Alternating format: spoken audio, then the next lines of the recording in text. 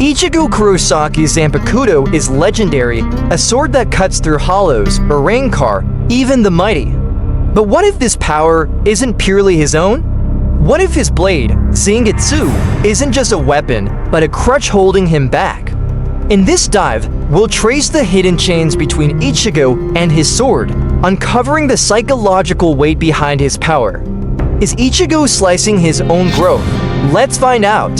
From the very beginning, Zangetsu never cooperated. Ichigo's training sessions with Old Man Zangetsu began with defiance. The blade struck back. The blade refused lessons. He learned to lash out at the sword almost as fiercely as he did at hollows. Why?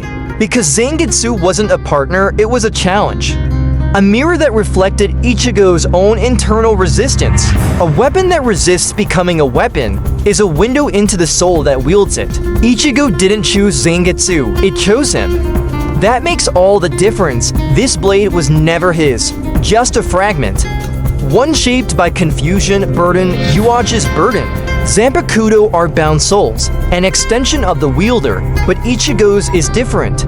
It bridges dimensions, his soul, his hollow, his Quincy heritage. It's powerful but rigid, every form shift. Shikai, Bankai is bound by rules, pre-confirmed structure. Ichigo may unleash incredible power, but only within the script his sword provided. So the question becomes, when your sword defines your battles, who defines your sword? That sword is an amplifier, but also a governor. And limits in spiritual combat can cost more than lives. There were times Ichigo leaned on Zangetsu emotionally. When grief hit or guilt crushed his heart, Zangetsu's voice roared louder than his own. It whispered tactics, it demanded aggression or caution. But they're not always his words. He fights through the sword. But when the sword leads, who's really wielding whom? This pattern repeats, losing Bankai, near hollow transformations. Zangetsu filled those voids, but he also built an emotional crutch.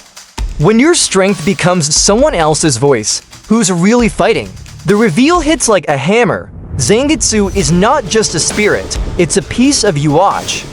The very soul behind his blade belonged to someone else. That means every swing, every spiritual surge, carried someone else's will. Even in his climactic moment fighting Aizen, Ichigo found the blade fighting his soul, not defending it. Your weapon is supposed to aid you, not to question your soul, but this one spoke like a judge. Ichigo had to sever that blade to break free. A symbolic act, but not a clean one. He survived. But the chains lingered until the blade shattered. Post-thousand-year blood war, Ichigo sets his blade down. No sword, no weight, but also no anchor. Freedom to him, no limits. But directionless freedom is dangerous. He's raw power without structure. An untethered soldier, the question now is, what guides the Hollow Quincy Shinigami hybrid warrior? When no sword defines him, victory can bring freedom. But freedom without purpose can be chaos. Ichigo's next act may be less flashy and more inward. So where does he go from here? Option 1, forge a new Zanpakuto, own it from soul to blade. Option 2, fight blade less, seek power through self alone. Option 3, accept his hollows, become a spirit hybrid mastered by no blade. Blade-less Ichigo is his rawest form. A samurai without a sword, a warrior without armor. And that might be his toughest challenge yet. So I ask you, what would you do?